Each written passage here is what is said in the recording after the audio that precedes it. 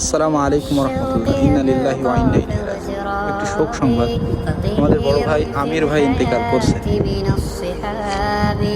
বড় ভাই আমির ভাই ইন্তেকাল করছেন স্কুল পড়ায়। তো তিনি অনেক ভালো ছিলেন। তো ইন্না লিল্লাহি ওয়া ইন্না ইলাইহি রাজিউন। আমরা আল্লাহ সুবহানাহু ওয়া তাআলার কাছ থেকে এসেছি এবং আল্লাহ সুবহানাহু ওয়া তাআলার কাছে ফিরে যাব। আল্লাহ সুবহানাহু ওয়া তাআলা বলেন, কোনো বিপদ আর আপদ আসলে তোমরা বলো কলু ইন্না লিল্লাহি ওয়া ইন্না ইলাইহি রাজিউন। আমরা আল্লাহ সুবহানাহু ওয়া তাআলার কাছে এসেছি এবং আল্লাহ সুবহানাহু ওয়া তাআলার কাছে চলে যাব। কুল্লু নাফসিন যায়কাতুল মউত। প্রত্যেক জীবকে মৃত্যুর স্বাদ গ্রহণ করতে হবে। কুল্লু নাফসিন যায়কাতুল মউত। প্রত্যেক জীবকে মৃত্যুর স্বাদ সবাই সব জীবকে। আল্লাহ সুবহানাহু ওয়া তাআলা বলছেন, আল্লাযী খালাকাল মাউতা ওয়াল হায়াত। আল্লাযী খালাকাল মাউতা ওয়াল হায়াত। জীবন আর মৃত্যু আল্লাহ সুবহানাহু ওয়া তাআলা সৃষ্টি করেছেন কিসের জন্য? পরীক্ষার জন্য। কিসের জন্য? পরীক্ষার জন্য। কে তোমাদের ভিতরে কর্মে উত্তম? যদিও আমাদের আমল তো ভালো না ভাই আমার।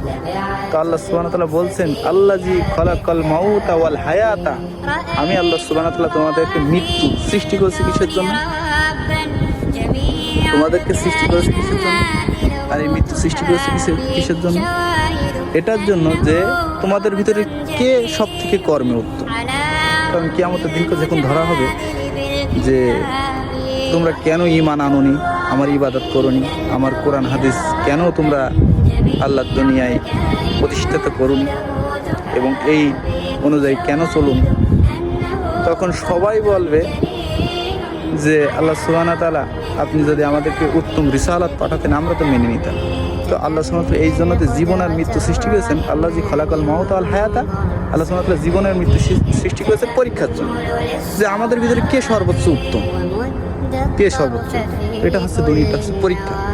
তো যেটা আমি বলছিলাম, তো আমির ভাই ইন্তেকাল করেছে। আল্লাহ সুবহানাহু ওয়া তাআলা এনাকে মাফ করে জান্নাতের উচ্চ মাকামে দেন। কারণ আমি জানি না তার অন্তরে খবর, কিন্তু আমার সাথে তিনার যে উঠা বসা চলাফেরা আলহামদুলিল্লাহি রাব্বিল আলামিন অনেক ভালো ছিল।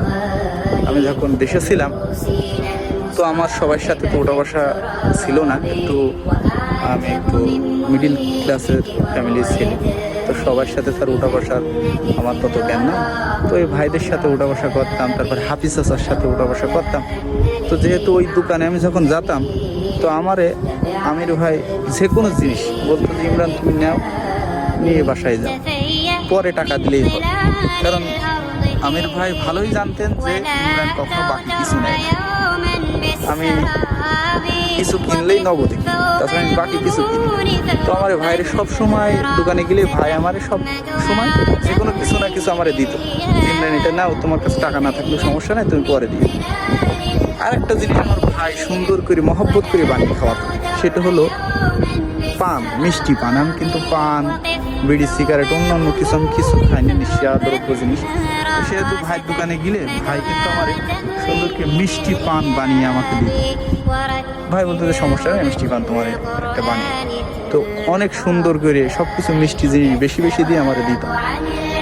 তো ওনার সাথে ব্যবহার আচার আচরণ আমি অনেক ভালো পাইছি। অন্যান্য লোকের সঙ্গে কেমন আমি জানি না, আল্লাহু আলাম। তো তিনার জন্য দোয়া করি, আল্লাহ সুবহানাহু ওয়া তাআলা তিনাকে নিয়ে গিয়েছেন, আমাদের সবাইকে চলে যেতে হবে। তো আল্লাহ সুবহানাহু ওয়া তাআলা তিনাকে যেন ভুল ত্রুটি মার্জনা করিয়া, আল্লাহ সুবহানাহু ওয়া তাআলা তিনাকে যেন ভুল ত্রুটি মার্জনা করিয়া জান্নাতে উচ্চ মাকাম দেন।